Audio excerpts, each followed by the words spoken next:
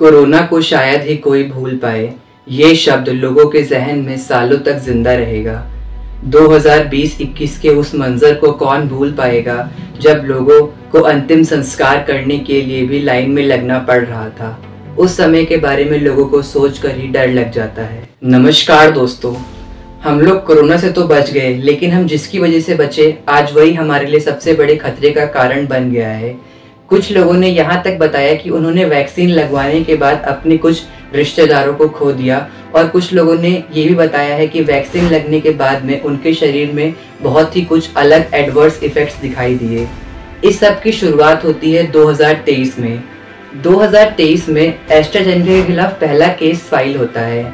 Jimmy Scott नाम के एक आदमी ने केस फाइल किया होता है। उन्होंने बताया कि वैक्सीन लगवाने के बाद में उनके ब्रेन में ब्लड का एक क्लॉट बन गया, जिसकी वजह से अब वे कोई भी काम नहीं कर सकते हैं। जिमी स्कॉट के वकील ने बताया कि एस्ट्राजेनेका ने अदालत में दिए गए दस्तावेजों में ये माना है कुछ बहुत ही एक्सट्रीम कंडीशंस में टीटीएस होने की संभावना वैक्सीन लगने के बाद में बढ़ सकती है, और ये कैसे होता है इसका पता नहीं चल पाया है। टीटीएस का मतलब है थ्रोम्बोसिस विद थ्रोम्बोसाइटोपेनिया सिंड्रोम, और अगर टीका या वैक्सीन लगने के बाद में ये होता है तो इसे VITTS कहते हैं, vaccine immune thrombosis with thrombocytopenia syndrome. TTS और VITTS एक ऐसी बीमारी है जिसमें ब्लड में क्लॉट बनना और प्लेटलेट्स का कम होना, ये दोनों काम एक साथ ही होने लगते हैं, जिसकी वजह से heart attack, lung collapse, brain haemorrhage ऐसी भयानक और जानलेवा बीमारी भी आपको हो सकती है। ब्लड में क्लॉट बनना उन लोगों को भी हो सकता है जिन्होंने वैक्सीन नहीं लगाई है,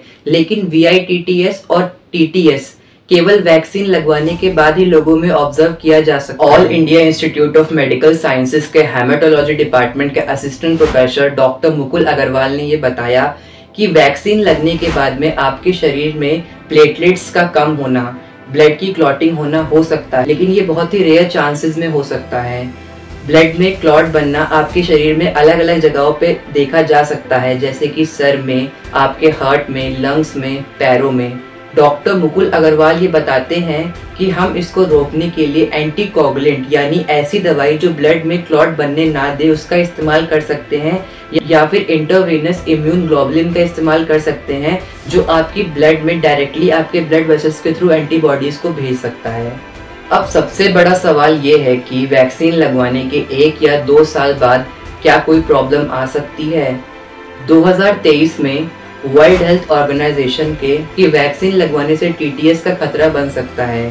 public health and policy expert doctor Chandrakant Lahariya, जो कि वर्ल्ड हेल्थ ऑर्गेनाइजेशन के अंदर काम कर चुके हैं, उन्होंने बताया कि जब वैक्सीन किसी की बॉडी में इंसर्ट होती है तो वे सबसे पहले इम्यून सिस्टम को अपग्रेड करती है और ऐसी एंटीबॉडीज को बनाती है जो वायरस के खिलाफ लड़ सके, और rarest of the rare cases में वह ब्लड के अंदर क्लॉटिंग भी कर सकती है।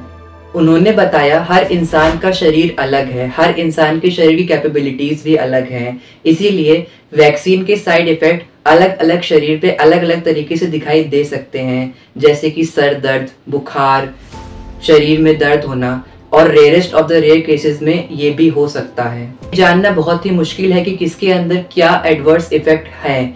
डॉक्टर्स के कहने मुताबिक सबसे एडवर्स इफेक्ट TTS वैक्सीन लगने के 6 हफ्ते के अंदर ही आपको दिखाई देने लगता है। तो अगर आपको वैक्सीन 1 या 2 साल पहले लगी है तो आपको चिंता करने की कोई जरूरत नहीं है, लेकिन होने को तो कुछ भी हो सकता है। आप अपने शरीर को स्वस्थ रखने के लिए एक्सरसाइज करिए, योगा करिए, अपने इम्यून सिस्टम को और मजबूत बनाइए, और अगर आपको कोई भी अनइवन एक्टिविटी आपके शरीर में महसूस होती है तो तुरंत ही अपने डॉक्टर से संपर्क करिए। ऐसे ही इन्फॉर्मेटिव वीडियोस के लिए हमारे चैनल को सब्सक्राइब करिए, और हाँ, बेल आइकन प्रेस करना मत भूलिएगा नोटिफिकेशंस के लिए। See you in the next video.